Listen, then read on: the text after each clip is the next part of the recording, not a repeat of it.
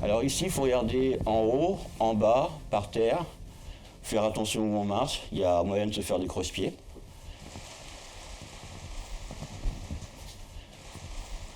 Nous faisons traiteurs, décorateurs événementiels, et ce, depuis une bonne quarantaine d'années. Et depuis une dizaine d'années, nous sommes également la Cour des Mirages, donc société de location d'accessoires, le cinéma, théâtre et autres événementiels, décorateurs d'intérieur et autres. On est parti pour la visite, alors suivez le guide, c'est par ici. Alors je vous rappelle, un traiteur événementiel, donc ça nous donne des buffets américains, buffets anglais, buffet beach bar, buffet d'Halloween, buffet de Noël, buffet Star Wars. Les déguisements que vous voyez là sont surtout à l'usage de nos maîtres d'hôtel, ils adorent quand on les déguise. Mais ça peut également servir pour du cinéma. J'en ai loué 10 mètres linéaires là pour un film sur le cirque. Les costumes représentaient une loge en fait. On passe par la salle d'armes.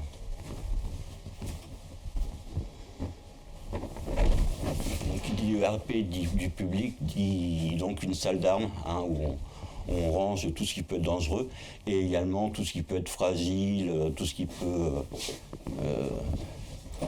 se casser des pipes, des pipes au opium, des accessoires, des outils, des règles et autres. 70% de mon travail, il se passe derrière un ordinateur, à faire les sites, à répondre aux devis, aux demandes. Et les demandes varient, c'est un côté assez plaisant d'ailleurs, c'est l'apprentissage, parce que les films ne se passent pas tous à la même époque.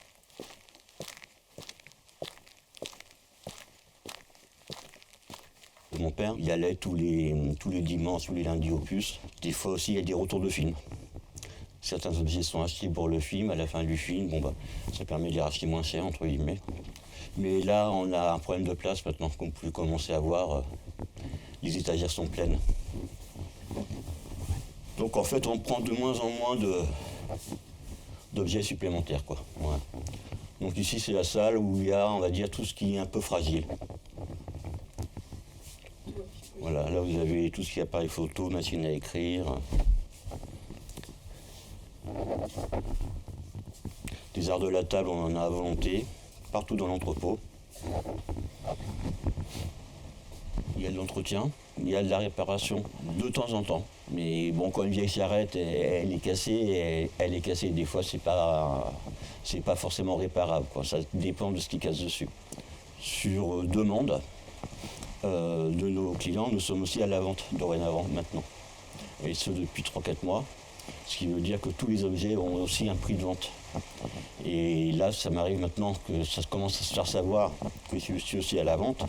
Et j'ai des demandes pour casser des tonneaux, par exemple, etc. On me prévient que coucou, est-ce qu'on peut casser 2 ou 3 tonneaux? Et voilà, oui. Et si on va dans ce coin-là, on est plutôt à Paris, au Hall de Rungis, fin 18e, début 19e. Là, on va arriver au Moyen-Âge.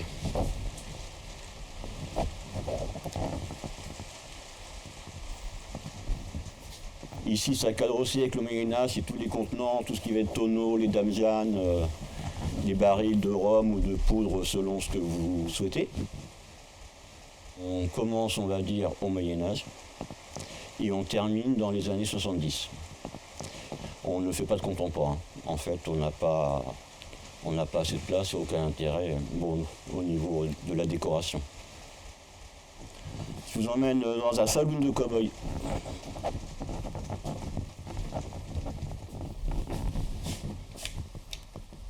C'est une salle qui permet de recevoir 20 personnes assises ou 30 personnes debout. Vous continuez à me suivre?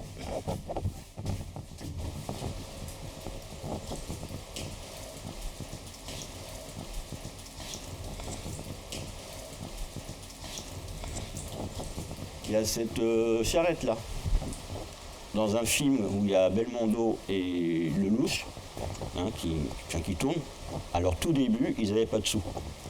Donc pour filmer des passants, qui aient l'air naturel, ils avaient pris une charrette comme ça, exactement la même. Ils avaient fait un trou dedans, ils avaient mis un caméraman et ils avaient filmé les gens dans la rue. C'était complètement interdit, hein, mais il y a prescription maintenant. Et donc là, il y a un film qui a été fait sur Lelouch et Belmondo, sur leur début, sur leur premier tournage. Et donc on m'a loué du coup cette charrette-là pour reproduire cette scène où ils volaient des images sur les trottoirs parisiens.